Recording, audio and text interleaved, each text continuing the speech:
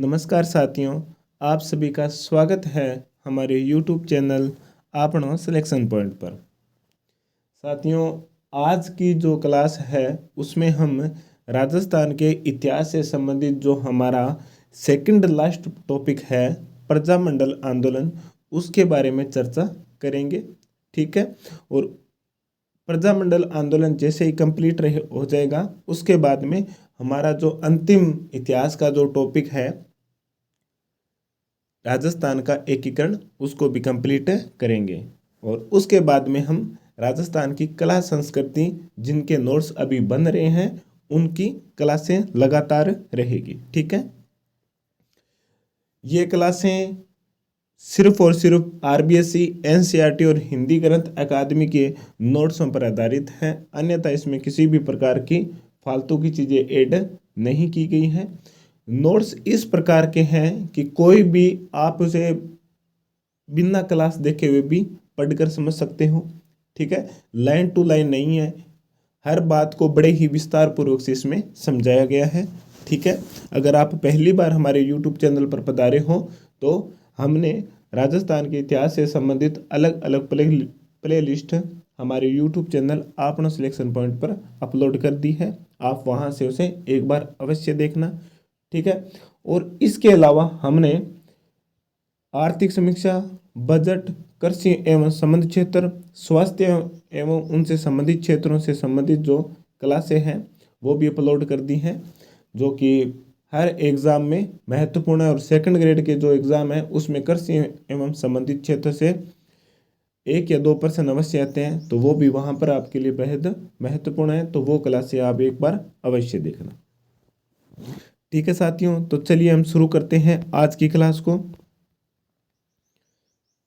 आपनो selection point. Success does not come in one day but it will surely come one day. यानी कि सफलता हमें एक दिन के अंदर नहीं मिलेगी, लेकिन एक दिन ज़रूर मिलेगी। और एक चीज़ और है, कई विद्यार्थियों के थोड़े से फ़ोन कॉल आए थे कि सर काफ़ी टाइम से पढ़ाई का जो रूटीन है वो टूटा हुआ है, क्योंकि घर में कोई फंक्शन था इस कर, लेकिन अब वो धीरे धीरे फंक्शन रूटीन बन नहीं रहा है, तो उनको ये भी लग रहा है कि हमारा सिलेक्शन होगा या नहीं। वो चीज़ मैटर नहीं करती, हमें सिर्फ इतना है कि हमें अपने लक्ष्य को प्राप्त करने के लिए जो हम मेहनत कर सकते हैं ना, जितनी हद तक हमें सिर्फ वो करनी है। लक्ष्य प्राप्त हो या ना हो वो हमारे कर्म पर छोड़ दो। ठीक है, हमें सिर्फ हमारी मेहनत से मतलब है, और मेहनत भी सच्ची होनी चाहिए, ईमानदारी होनी चाहिए, और एकदम पूरी ही सोच और समझदारी के साथ होनी चाहिए। ठीक है, रट्टू तोते हमें नहीं बनना है, हमें हर चीज़ को समझना है।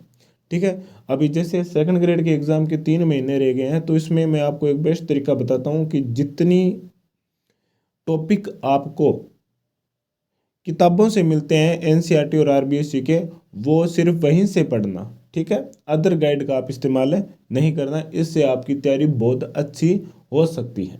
ठीक है, 80% तक आपकी तैयारी हो सकती है। ठीक है, जो टॉपिक आपको इन किताबों में नहीं मिलते हैं वो आप किसी गाइड से पढ़ लेना। ठीक है, तो चलिए हम शुरू करते हैं राजस्थान के प्रजामंडल आंदोलन के बारे में। राजस्थान का जो प्रजामंडल आंदोलन था, ठीक है, तो उसके शुरू होने से पहले उसकी जो रूपरेखा थी, ठीक है, उसका शिलान्यास किस प्रकार हुआ था उसके बारे में थोड़ी चर्चा करते हैं। कि राजस्थान में जो स्वतंत्रता संघर्ष था उसे हम 3 चरणों में देखते हैं। कितने चरणों में? उसे हम 3 चरणों में विभक्त करते हैं। कौन से? प्रथम चरण का जो कार्यकाल है वो है 1927 से पूर्व। ठीक है, इस चरण में सामाजिक एवं मानवतावादी समस्याओं पर ध्यान केंद्रित किया गया था। ठीक है, ये इसलिए बताया गया, ये चरण आपको पढ़ाई के अनुसार आपको थोड़े सुविधाजनक रहेंगे, इसलिए ये बताए गए हैं। परीक्षा की दृष्टि से इतने ज़्यादा महत्वपूर्ण है नहीं। ठीक है, प्रथम चरण 1927 से पूर्व है, जिसमें सामाजिक और मानवतावादी समस्याओं पर ध्यान केंद्रित किया गया था। द्वितीय चरण है 1927 से 1938 में। इस चरण में बहुत कुछ परिवर्तन हुआ था। इसमें एक चरण था, यह था कि All India State People's Congress party की स्थापना की गई थी, यानी कि अखिल भारतीय राज्य जनता परिषद की कब स्थापना की गई थी? दिसंबर 1927 में। कहाँ पर? बम्बई में की गई थी। ठीक है।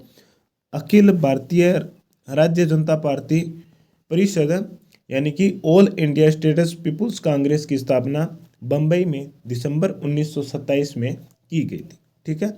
1927 में कुछ और घटना भी हुई थी। नंबर 1, करौली के कुंवर मदन सिंह के नेतृत्व में बेगार प्रथा और कृषि के रक्षार्थ हेतु आंदोलन हुआ था।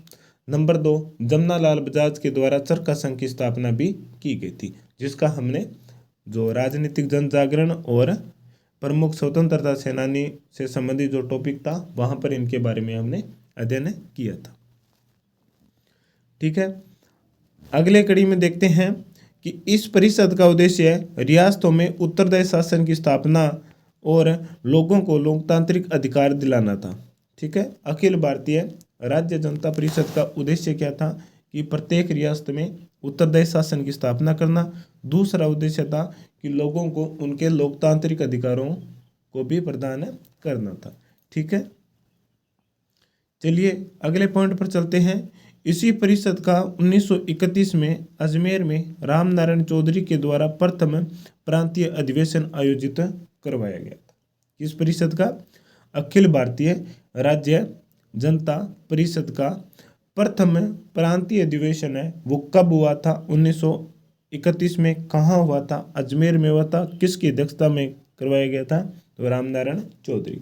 जिस प्रकार राजपूताना मध्य भारत सभा का अधिवेशन हुए थे ना 4, तो उसी प्रकार अखिल भारतीय राज्य जनता परिषद का प्रथम प्रांतीय अधिवेशन अजमेर में आयोजित किया गया था रामनारायण चौधरी के द्वारा 1931 में। इस बात को भी आप विशेष रूप से ध्यान में रखना। ठीक है। क्योंकि इन संस्थाओं के अधिवेशन के बारे में अभी तक बहुत कम प्रश्न पूछे गए हैं, तो हो सकता है अगले एग्जामों में इनके अधिवेशन के बारे में पूछा जा सकता है। ठीक है।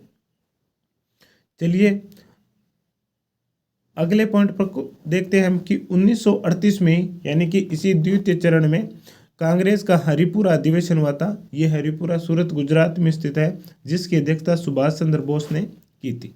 ठीक है। और राजस्थान में जो प्रजामंडल आंदोलन की नींव थी वो इसी हरिपुरा अधिवेशन से शुरू हुई थी। ठीक है। कांग्रेस ने इस अधिवेशन में एक प्रस्ताव पारित करके देशी रियासतों के लोगों के द्वारा संचालित स्वतंत्रता संघर्ष को मान्यता दे दी थी। कांग्रेस का हरिपुरा अधिवेशन हुआ था 1938 में सुभाष चंद्र बोस की अध्यक्षता में।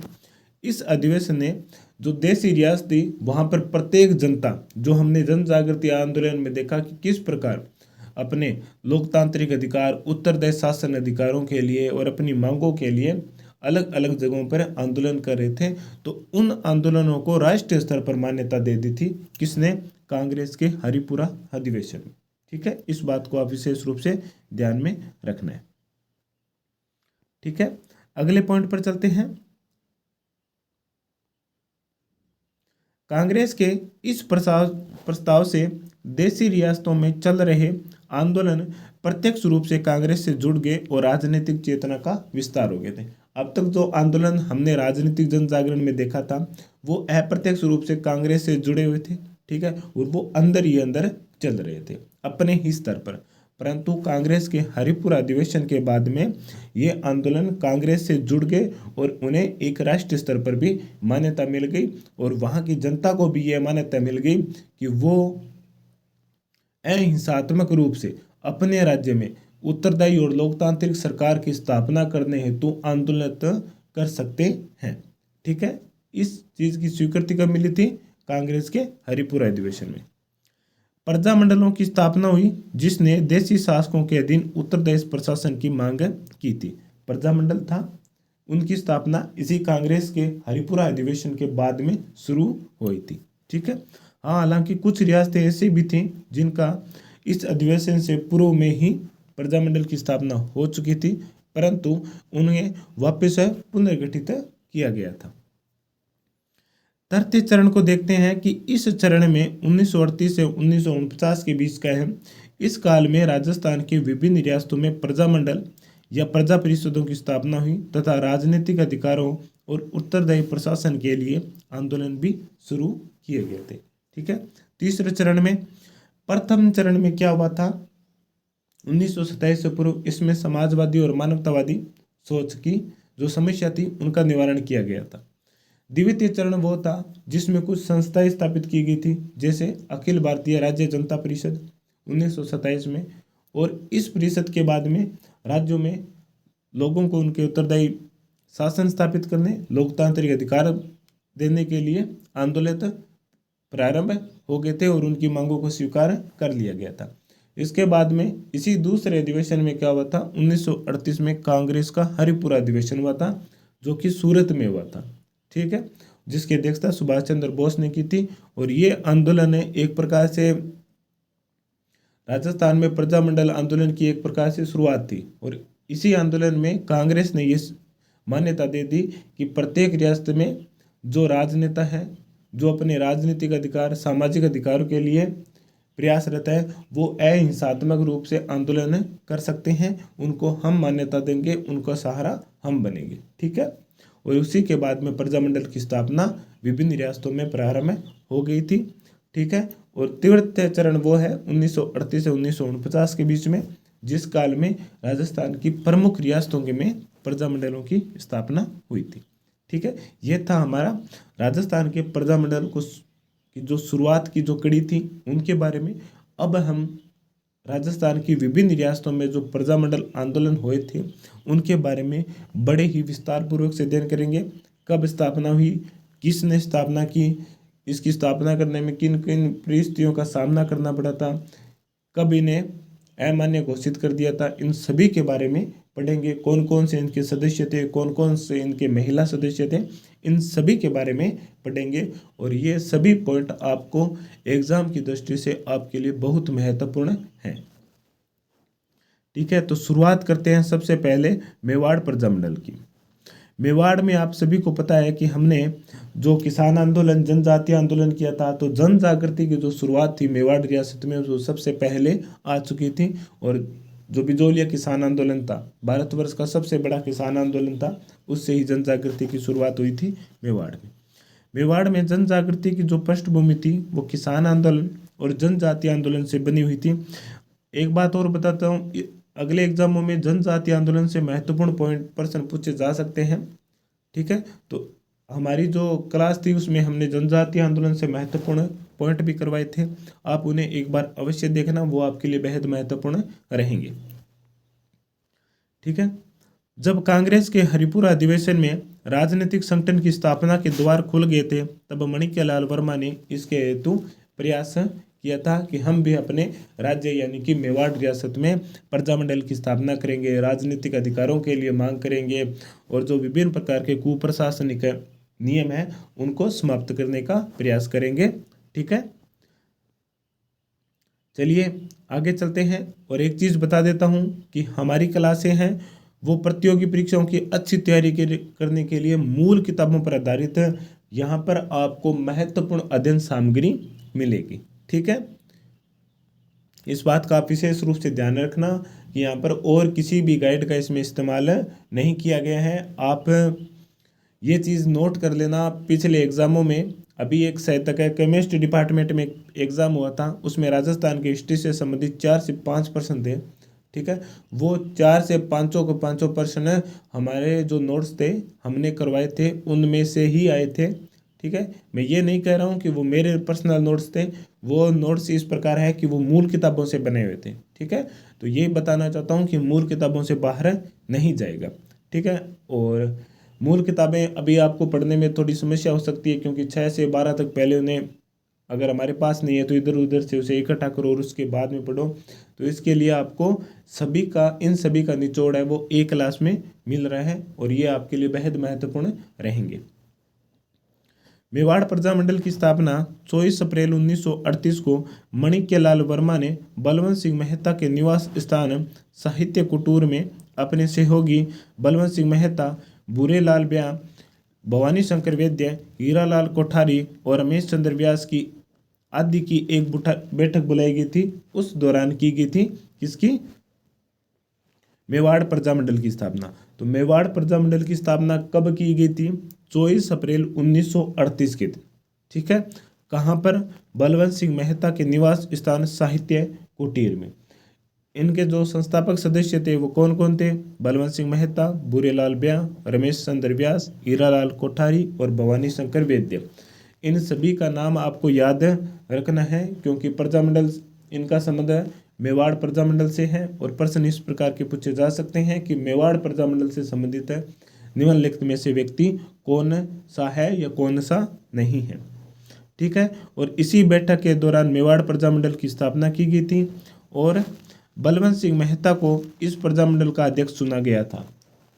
24 अप्रैल 1938 को मेवाड़ प्रजामंडल की स्थापना की गई थी। तो इसका प्रथम अध्यक्ष किसे चुना गया था? बलवंत सिंह मेहता को। उपाध्यक्ष बुरेलाल ब्याह को चुना गया था और महामंत्री माणिक्यलाल वर्मा को नियुक्त किया गया था। ठीक है, ये तीनों पॉइंट आप याद रखना। अध्यक्ष बलवंत सिंह मेहता, उपाध्यक्ष बुरेलाल ब्याह, महामंत्री माणिक्यलाल वर्मा को नियुक्त किया गया था। ये तीनों ही पॉइंट आपके लिए बेहद महत्वपूर्ण रहेंगे। चलिए अगली कड़ी में चलते हैं। आगे इसकी स्थापना के कुछ टाइम बाद ही, लगभग 15 से 20 दिन के बाद में ही, मेवाड़ के तत्कालीन प्रधानमंत्री धर्मनारायण ने 11 मई 1938 को प्रजामंडल को गैर कानूनी घोषित कर दिया गया था। 24 अप्रैल को स्थापना हुई थी और 11 मई को प्रजामंडल को गैर कानूनी घोषित कर दिया गया था। एक बात बताता हूँ, मेवाड़ प्रजामंडल की स्थापना कब की गई थी, इनसे संबंधित प्रश्न बहुत बार पूछे जा चुके हैं। ठीक है, अध्यक्ष का भी पूछा जा चुका है। अब पूछने योग्य जो प्रश्न है वो 3 बताता हूँ। नंबर 1, इसका उपाध्यक्ष कौन था, जैसे बुरेलाल ब्याह। इनके महामंत्री कौन थे, माणिक्यलाल वर्मा। ये प्रश्न है, ये अब तक बहुत कम रिपीट हुए हैं। ठीक है, तो इनको पूछने की संभावना है। और एक प्रश्न ये भी है कि मेवाड़ प्रजामंडल को कब और किसने अमानवीय या फिर गैर कानूनी घोषित किया था, कब और किसने। तो इस बात का आप ध्यान में रखना कि 11 मई 1938 को मेवाड़ के तत्कालीन प्रधानमंत्री धर्मनारायण के द्वारा किया गया था। ठीक है। प्रजामंडल की कार्यकारिणी ने अपने समस्त अधिकार वर्मा जी को देकर के उन्हें अपना डिटेक्टर घोषित भी कर दिया था। ठीक है, तो जो अध्यक्ष थे, उपाध्यक्ष थे, उनके पद समाप्त कर दिए और माणिक्यलाल वर्मा को ही इनका इस प्रजामंडल आंदोलन का सब कुछ करता धरता उन्हें नियुक्त कर दिया और उन्हें अपना एक नेतृत्वकर्ता के रूप में स्वीकार कर लिया था मेवाड़ प्रजामंडल ने। अगले पॉइंट पर चलते हैं।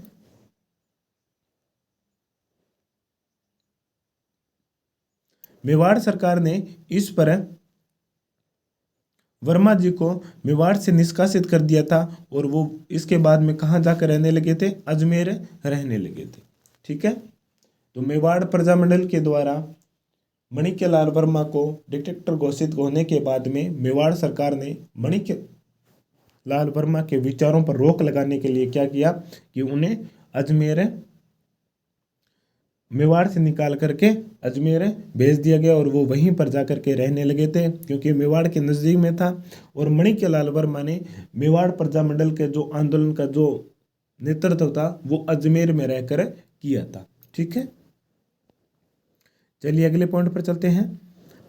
वर्मा जी ने अजमेर में स्थित हाथीबाटा मोहल्ले में प्रजामंडल का अस्थायी एक कार्यालय स्थापित किया था। ठीक उसी प्रकार जिस प्रकार बिजौलिया किसान आंदोलन के समय जब विजय सिंह पति को निष्कासित कर दिया था तो वो अजमेर में आकर के रहने लगे थे और वहीं पर उन्होंने अपना अस्थायी कार्यालय बनाया था।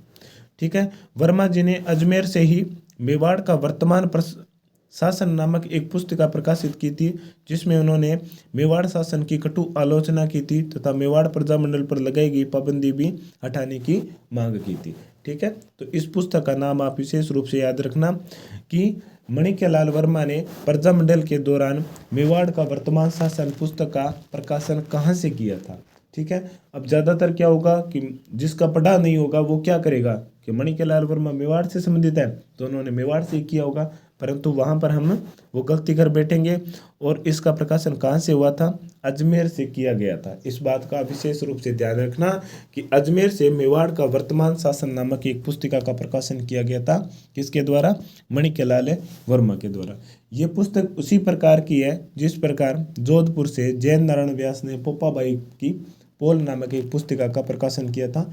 ये पुस्तकें जो तत्कालीन कुप्रशासनिक व्यवस्था थी उनकी आलोचना करने के लिए इस पुस्तकों का प्रकाशन किया गया था। ठीक है, इस बात का भी आप विशेष रूप से ध्यान रखना। चलिए अगले पॉइंट पर चलते हैं। वर्मा जी ने अजमेर में मेवाड़ प्रजामंडल की एक बैठक बुलाई और इसी बैठक में सर्वसम्मति से यह निर्णय भी लिया गया था कि महात्मा गांधी का आशीर्वाद प्राप्त करके 4 अक्टूबर 1938 को विजयदशमी के दिवस पर सत्याग्रह छोड़ दिया जाएगा। कहाँ पर? मेवाड़ में।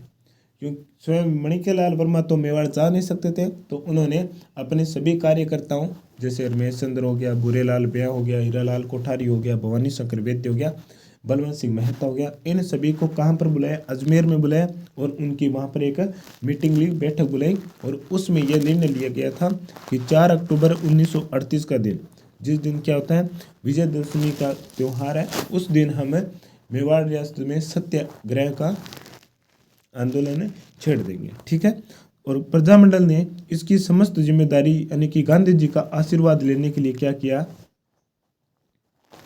प्रजामंडल ने गांधी जी का आशीर्वाद प्राप्त करने की पूरी जिम्मेदारी किस पर सौंपी थी? बुरेलाल ब्याह, जिसे मेवाड़ प्रजामंडल का उपाध्यक्ष चुना गया था, को सौंप दी गई थी। किसे?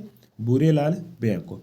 परंतु मेवाड़ प्रशासन को जब इस बात की भनक मिली, तब जब बुरेलाल जी दिल्ली में गांधी जी से मिलकर वापस आ रहे थे, तब उन्हें उदयपुर के स्टेशन पर ही उन्हें गिरफ्तार करके सराड़ा के किले में कैद कर दिया गया था। किन्हें? बुरेलाल ब्याह को। ठीक है, मैंने ये बताया था कि किन किन व्यक्तियों को कहाँ पर नज़रबंद किया गया था, कहाँ पर कैद किया गया था, तो इस बात का भी आप ध्यान में रखना। उन्हें कौन से किले में कैद किया गया था? बुरेलाल ब्याह को सराड़ा के किले में कैद किया गया था। वो दिल्ली में गांधी जी से मिलकर पुनः लौट रहे थे। इसके बाद में विजयदशमी के निकट थी, तो वर्मा जी ने निश्चय किया कि उदयपुर के हृदय प्रांगण घंटाघर स्थल पर सत्याग्रह का पहला शंखनाद किया जाएगा। ठीक है, अब बुरेलाल ब्याह को तो गिरफ्तार कर लिया गया था, तब माणिक्यलाल वर्मा ने रमेश चंद्र व्यास को इसका प्रमुख नेतृत्व कर्ता के रूप में चुना गया और उन्हें नेतृत्व का सेहरा भी पहना दिया गया था। और इसके बाद में वर्मा जी ने आमली यानी कि भीलवाड़ा के निवासी रमेश चंद्र व्यास के सिर पर नेतृत्व का सेहरा बांधा और मेवाड़ सरकार ने उन्हें भी गिरफ्तार करके लसाड़िया जेल में ने कैद कर लिया गया था। रमेश चंद्र व्यास को कौन सी जेल में? लसाड़िया में। बुरेलाल ब्याह को सराड़ा जेल में कैद कर लिया गया था। ठीक है, 4 अक्टूबर जिस दिन सत्याग्रह प्रारंभ होना था विजयदशमी के दिन, उससे पहले ही जो सत्याग्रह आंदोलन के प्रमुख प्रजामंडल के जो प्रमुख नेता थे, उन सभी को गिरफ्तार कर लिया गया था। उनमें कौन कौन से थे? भवानी शंकर वैद्य, बलवंत सिंह मेहता, दयाशंकर क्षत्रिय, मथुरा प्रसाद, नंदलाल जोशी, रूपलाल सोनी, मास्टर किशनलाल वर्मा, प्रज्ञाचक्षु भंवरलाल श्रवणकार आदि को जेल में डाल दिया गया था। ठीक है, अब यहाँ पर एक चीज याद रखना कि इस प्रज्ञाचक्षु भंवरलाल श्रवणकार का संबंध किस प्रजामंडल आंदोलन से है? तो वो है कौन से? मेवाड़। एक हमने पढ़ा था भंवरलाल सर्राफ। ठीक है, तो उनका संबंध किस रियासत से है? तो जोधपुर से।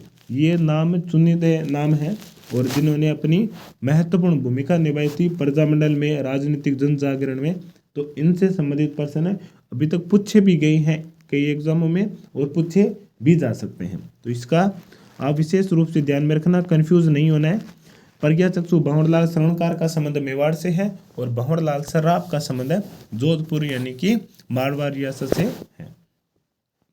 ठीक है, ये प्रमुख कार्यकर्ता थे जिन्हें सत्याग्रहण के दौरान गिरफ्तार कर लिया गया था। इसके अलावा कुछ महिलाएं भी थीं जिन्होंने मेवाड़ सत्याग्रहण के दौरान गिरफ्तार किया गया था। उनमें माणिक्यलाल वर्मा की पत्नी नारायणी देवी, पुत्री स्नेहलता वर्मा, भगवती देवी बिश्नोई और रमा देवी ओझा, ये प्रमुख वो महिला कार्यकर्ता थी जिन्हें मेवाड़ में सत्याग्रह आंदोलन के दौरान गिरफ्तार किया गया था। ठीक है, अब परीक्षा में किस प्रकार के प्रश्न पूछे जाते हैं कि भगवती देवी बिश्नोई, रमा देवी ओझा का संबंध किस रियासत से है, किस रियासत के प्रजामंडल आंदोलन से है? तब हमारा राइट आंसर रहेगा मेवाड़ प्रजामंडल रियासत से। ठीक है, इस बात का आप विशेष रूप से ध्यान रखना। पुत्री स्नेहलता वर्मा, नारायणी देवी, भगवती देवी बिश्नोई और रमा देवी, इन चारों का नाम आपको याद रखना है। नारायणी देवी, स्नेहलता, भगवती देवी बिश्नोई और रमा देवी ओझा। ठीक है, इन सभी का नाम आपको ध्यान में रखना है।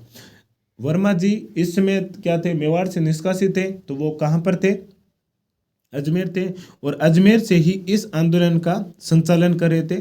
ठीक है, इन सभी प्रमुख कार्यकर्ता को गिरफ्तार होने के बावजूद भी मणिक्यलाल वर्मा ने अपने सत्याग्रह आंदोलन को बंद नहीं किया था और उन्होंने अपना आंदोलन जारी रखा। तब मेवाड़ सरकार ने क्या किया कि किसी ना किसी तरह इनको गिरफ्तार कर लिया जाए। ठीक है, अगर इनको गिरफ्तार कर लेंगे तो मेवाड़ की जो जनता का प्रमुख नेतृत्व करता था वो भी गिरफ्तार हो जाएगा, तो उनके जो जनता की जो मांगे थी, उनका आक्रोश था, वो धीरे धीरे समाप्त हो जाएगा। ठीक है, तो उसके लिए उन्होंने एक कूटनीति रची, क्योंकि वो उस समय मेवाड़ से निष्कासित थे तो उन्हें गिरफ्तार कर नहीं सकते थे और वो अजमेर में रह रहे थे।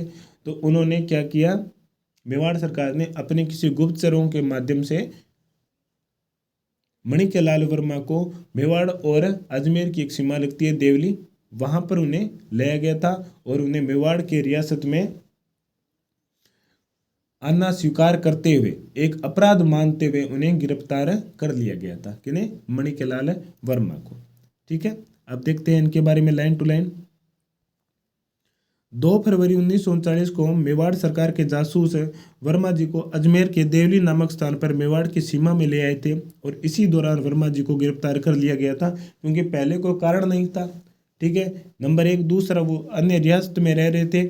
ठीक है, अब इन पर क्या आरोप लगा दिया गया कि उन्होंने मेवाड़ के राज्य में प्रवेश करने की कोशिश की थी, जो कि एक अपराध था। अपराध इसलिए था क्योंकि उन्हें मेवाड़ रियासत से निष्कासित कर दिया गया था। ठीक है, तो यहाँ पर भी जो मेवाड़ का जो प्रशासन था वो सफल रहा, परंतु इन सभी नेताओं ने गिरफ्तारी के बावजूद भी अपने आंदोलन को समाप्त नहीं किया और वो लगातार आंदोलित रहे थे। ठीक है, इस पर गांधी जी ने वर्मा जी पर जो अमानवीय यातना दी गई थी उसका प्रकाशन गांधी जी ने अपनी एक पत्रिका हरिजन में किया था और उन्होंने इस हरिजन में वर्मा जी की गिरफ्तारी को गैर कानूनी भी घोषित किया था।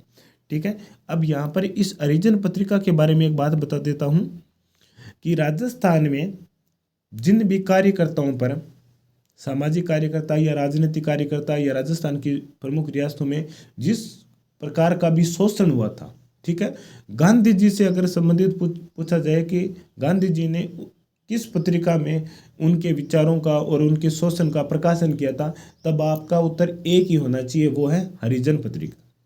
ठीक है, तो वर्मा जी पर जो अमानवीय यातना दी गई थी उनका प्रकाशन किस में किया था, गांधी जी ने हरिजन नामक समाचार पत्र में किया था। हरिजन में वर्मा जी की गिरफ्तारी को गैर कानूनी भी बताते हुए कहा था कि सविनय अवज्ञा करने वाले को याद रखना चाहिए कि वास्तविक संग्राम तो अब आने वाला है। ठीक है, चलिए आगे चलते हैं। वर्मा जी को कैद करके कुंभलगढ़ के किले में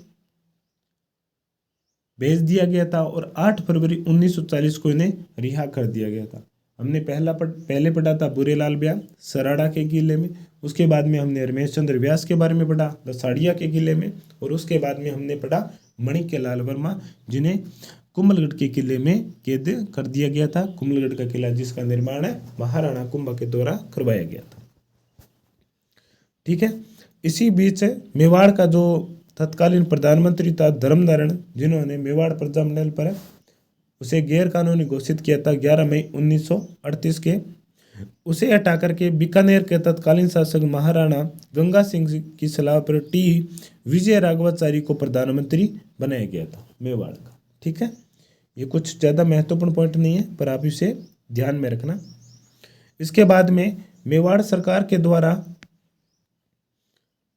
22 फरवरी 1941 को प्रजामंडल पर लगी पाबंदी को हटा दिया गया था, यानी कि 24 अप्रैल 1938 को जिस मेवाड़ प्रजामंडल की स्थापना हुई थी, 11 मई 1938 पर जिस मेवाड़ प्रजामंडल पर रोक लगा दी थी उसे गैर कानूनी घोषित कर दिया गया था, उसे पुनः बहाल 22 फरवरी 1941 पर किया गया था। 22 फरवरी 1941 को प्रजामंडल पर लगी गई पाबंदियों को हटा दिया गया था। इस बात को भी आप विशेष रूप से ध्यान में रखना। और इसके बाद में 25 और 26 नवंबर 1941 को मणिक्यलाल वर्मा की अध्यक्षता में प्रजामंडल का प्रथम अधिवेशन हुआ था और इस अवसर पर आचार्य जे.बी. कृपलानी और विजय लक्ष्मी पंडित भी शामिल हुए थे। ये यूएनओ की पहली महिला जो महासभा है उसकी अध्यक्ष रही हुई है। ठीक है, 25 से 26 नवंबर 1941 को मणिक्यलाल वर्मा की अध्यक्षता में मेवाड़ प्रजामंडल का प्रथम अधिवेशन आयोजित किया गया था और जिसमें जे.बी. कृपलानी और विजय लक्ष्मी पंडित भी शामिल हुए थे। और प्रजामंडल पर लगी पाबंदी कब हटाई गई थी? 22 फरवरी 1941 को। प्रथम अधिवेशन 25 से 26 नवंबर 1941 को मणिक्यलाल वर्मा की अध्यक्षता में। चलिए आगे चलते हैं। इस अवसर पर खादी एवं ग्राम उद्योग प्रदर्शनी का भी आयोजन किया गया था। ठीक है, बाद में मेवाड़ हरिजन सेवा संघ की स्थापना की गई थी और इसका कार्यभार है वो मोहनलाल सुखाड़िया, जिसे आधुनिक राजस्थान का निर्माता कहा जाता है। राजस्थान के ये सबसे लंबे कार्यकाल वाले मुख्यमंत्री थे मोहनलाल सुखाड़िया, जिन्हें आधुनिक राजस्थान का निर्माता कहा जाता है। इन्हें मेवाड़ में जो हरिजन सेवा संघ यानी कि जो निम्न तबके के जो लोग थे उन्हें समाज के अन्य लोगों के बराबर लाने के लिए जिस संघ की स्थापना की गई थी हरिजन सेवा संघ की, उसका जो कार्यभार था वो मोहनलाल सुखाड़िया को सौंपा गया था। ठीक है, इसी प्रकार मेवाड़ में भील, मीणा और आदिवासियों के कल्याण का कार्य किसे सौंपा गया था? बलवंत सिंह मेहता को सुपुर्द किया गया था। हरिजनों के लिए किसे, यानी कि जो एससी वर्ग के थे, ठीक है, उनके लिए तो मोहनलाल सुखाड़िया, और भील और मीणा आदिवासी यानी एसटी वर्ग के लिए, शेड्यूल कास्ट के लिए, शेड्यूल ट्राइब्ड और शेड्यूल कास्ट, इनके लिए बलवंत सिंह मेहता को नियुक्त किया गया था और उनका नेतृत्व बलवंत सिंह मेहता को सुपुर्द किया गया था। इसी दौरान अगस्त 1942 में जब महात्मा गांधी ने भारत छोड़ो आंदोलन चलाया गया था तो प्रजामंडल को पुनः गैर कानूनी घोषित कर दिया था तथा उनके प्रमुख नेताओं को गिरफ्तार भी कर लिया गया था। ये मेवाड़ प्रजामंडल पर दूसरी बार रोक लगा दी गई थी। ठीक है, दूसरी बार कब लगाई गई थी? पहली बार 11 मई 1938 को और दूसरी बार भारत छोड़ो आंदोलन के दौरान 1942 में लगाई गई थी। ठीक है, इसके बाद में 31 दिसंबर 1945 और 1 जनवरी 1946 को अखिल भारतीय देशी राज्य लोक परिषद का 7वां अधिवेशन जवाहरलाल नेहरू की अध्यक्षता में उदयपुर में आयोजित किया गया था। इसे आयोजित करवाने में जो महत्वपूर्ण भूमिका थी वो थी किनकी? मणिक्यलाल वर्मा की, और उनके आग्रह पर ही अखिल भारतीय देशी राज्य लोक परिषद का 7वां अधिवेशन उदयपुर में आयोजित किया गया था। इसके बाद में 1946 में महाराणा ने संविधान निर्मात्री सभा का गठन किया था जिसमें प्रजामंडल के मनोनीत सदस्य भी शामिल थे, परंतु प्रजामंडल ने इनकी रिपोर्ट को खारिज भी कर दिया। ये तत्कालीन महाराणा के द्वारा प्रयास किया गया था। उसमें महाराणा कौन थे? भोपाल सिंह थे। उन्होंने प्रयास किया था कि हम एक संविधान निर्मात्री सभा का गठन करेंगे और संविधान का निर्माण करेंगे मेवाड़ के लिए, परंतु प्रजामंडल के सदस्यों के द्वारा इस रिपोर्ट को खारिज कर दिया गया था। इसके बाद में एक प्रयास के मुंशी के नेतृत्व में भी किया गया था, परंतु प्रजामंडल के द्वारा उसे भी अस्वीकार कर लिया गया था। ठीक है, अंततः बाद में मेवाड़ राजस्थान संघ में शामिल हो गया था। ठीक है, मेवाड़ तीसरे चरण में शामिल हुआ था। ठीक है, मेवाड़ को राजस्थान में शामिल करने में अगर सबसे महत्वपूर्ण और सबसे ज़्यादा अगर योगदान जाता है तो वो है मणिक्यलाल वर्मा का, जिसके बारे में हम यहाँ पर अध्ययन नहीं करेंगे, उसका हम एकीकरण में वहाँ पर ही इनके बारे में पढ़ेंगे। पहले तो वास्तविक रूप से ये था कि वो मेवाड़ रियासत को स्वतंत्र रखना चाहते थे, परंतु मेवाड़ प्रजामंडल के जो ये प्रमुख नेता थे उनके जो अनुभव था, उनका जो व्यवहार था वो धीरे धीरे राष्ट्रीय स्तर पर फैल रहा था, तो उन्हें ही दबाने के लिए क्या हुआ था कि मेवाड़ को राजस्थान संघ में शामिल करने के लिए महाराणा भूपाल सिंह ने स्वीकृति दी थी। ठीक है, परंतु उन्होंने सोचा कुछ और था और हो कुछ और गया था। इसके बारे में हम वहां पर पढ़ेंगे। ठीक है साथियों, चलिए मेवाड़ प्रजामंडल के बारे में एक बार पुनः जल्दी जल्दी रिवीजन कर लेते हैं। मेवाड़ प्रजामंडल की स्थापना कब हुई थी? 24 अप्रैल 1938 को। तो प्रजामंडल की जो शुरुआत हुई थी वो कांग्रेस के हरिपुरा अधिवेशन के बाद में हुई थी, क्योंकि इस समय कांग्रेस ने जो आम जनता थी रियासतों को, उनको यह आश्वासन दे दिया कि आप निर्भय रूप से, अहिंसात्मक रूप से आप आंदोलन कर सकते हो। कांग्रेस के हरिपुरा अधिवेशन के बाद में मणिक्यलाल वर्मा ने भी राजनीतिक संगठन बनाने के लिए प्रयास किया था और 24 अप्रैल 1938 को मणिक्यलाल वर्मा ने बलवंत सिंह मेहता के निवास स्थान साहित्य कुटीर में अपने सहयोगी बलवंत सिंह मेहता, बुरेलाल ब्याह, भवानी शंकर वैद्य, हीरालाल कोठारी, रमेश चंद्र व्यास आदि की एक बैठक बुलाई गई थी और इसी बैठक के दौरान मेवाड़ प्रजामंडल की स्थापना की गई थी। कब? 24 अप्रैल 1938 को। अध्यक्ष बलवंत सिंह मेहता, उपाध्यक्ष बुरेलाल ब्याह, महामंत्री मणिक्यलाल वर्मा को नियुक्त किया गया था मेवाड़ प्रजामंडल का।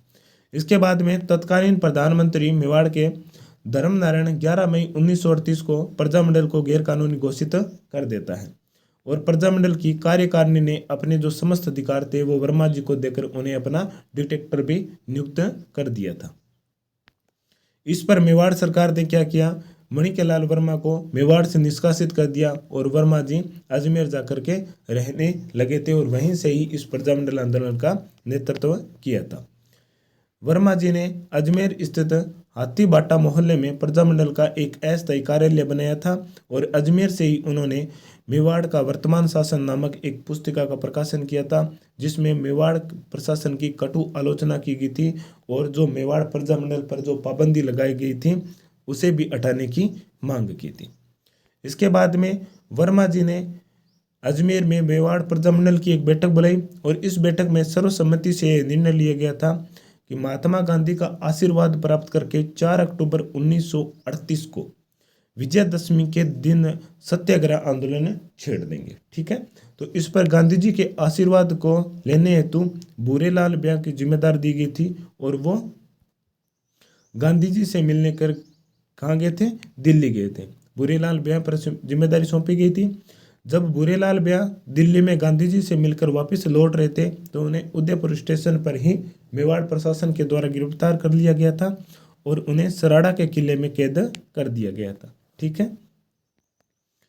इसके बाद में विजयदशमी के दिवस को निकट देखते हुए वर्मा जी ने निश्चय किया कि उदयपुर के हद्य प्रांगण घंटाघर स्थल पर हम सत्याग्रह का पहला शंखनाद करेंगे और इसका जो सत्याग्रह का जो नेतृत्व करता था वो रमेश चंद्र व्यास को बनाया गया था, जो कि भीलवाड़ा के आमली गांव के थे।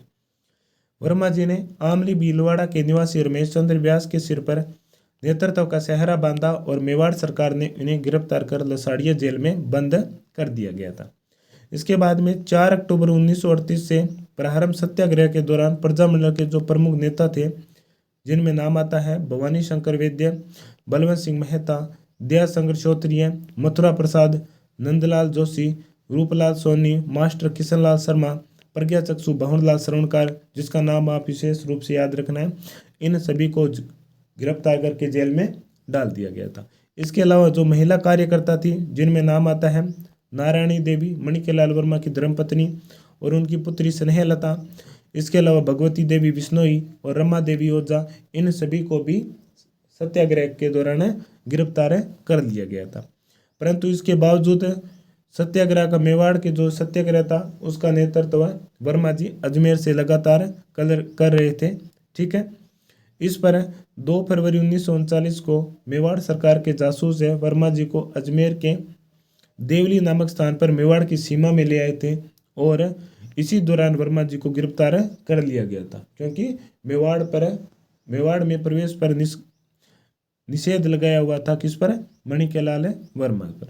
ठीक है, इसके बाद में गांधी जी ने अपने हरिजन नामक समाचार पत्र में मणिक्यलाल वर्मा पर जो एक अमानवीय यातना दी गई थी और उनकी गिरफ्तारी को गैरकानूनी भी घोषित किया था और सविनय अवज्ञा करने वालों को याद रखना चाहिए कि वास्तविक संघर्ष तो अब आने वाला है। ठीक है, ये बात छापी थी हरिजन समाचार पत्र में गांधी जी ने मणिक्यलाल वर्मा के पक्ष में।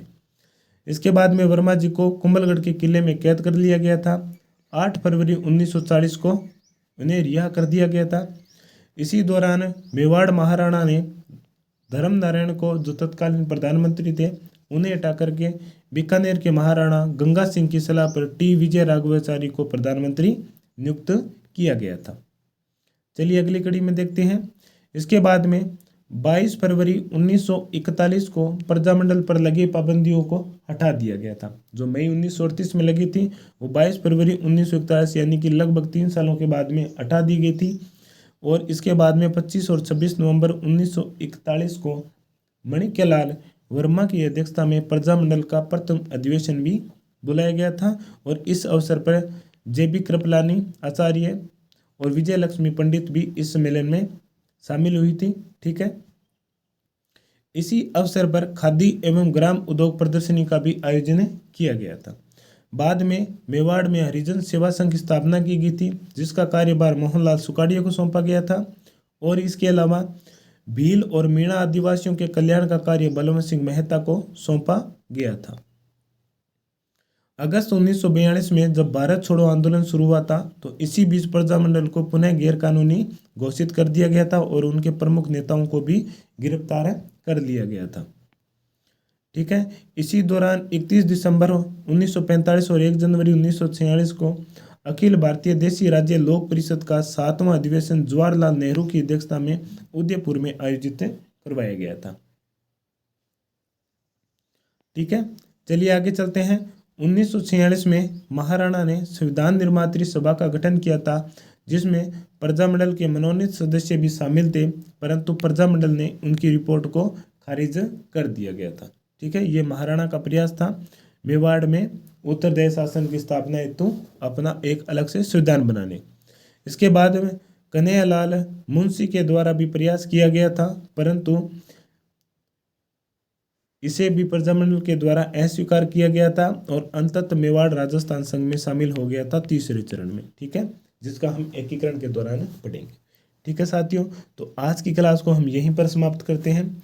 अगली क्लास में हम जो राजस्थान की अन्य रियासतें रह गई हैं उनके बारे में अध्ययन करेंगे। ठीक है साथियों, तो मिलते हैं हमारी नेक्स्ट क्लास में। और हमारे YouTube चैनल आपनो सिलेक्शन पॉइंट को सब्सक्राइब करना न भूलना और बेल आइकन को भी प्रेस करना, ताकि हमारी जो भी नई वीडियो हो उसका आपको नोटिफिकेशन प्राप्त हो जाए। इसे ज़्यादा से ज़्यादा शेयर करना, लाइक करना और कमेंट अवश्य करना कि कौन सी चीज़ आपको बहुत अच्छी लगी है और कौन सी चीज़ में कोई कमी है जो हम सुधार सकते हैं। ठीक है साथियों, और परीक्षा का समय नज़दीक में है तो अपने लक्ष्य की ओर ज़्यादा ध्यान दें, आलतू फालतू की चीज़ों के बजाय। ठीक है साथियों, मिलते हैं अगली क्लास में। जय हिंद, जय भारत।